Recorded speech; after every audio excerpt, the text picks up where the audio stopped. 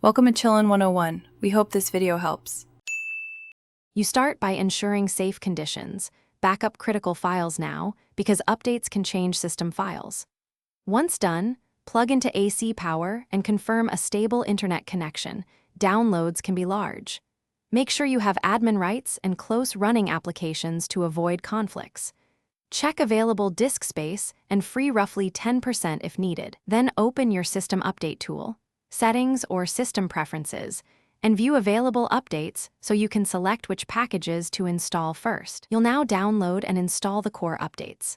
First, read each update note to prioritize security and firmware because those affect stability and safety.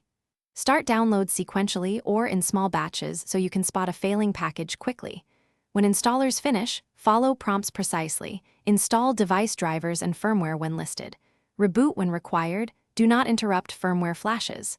After each reboot, verify system boots cleanly and check the update history to confirm successful installation.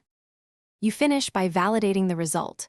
Open update history and confirm all packages show success, and then launch your essential apps to check compatibility.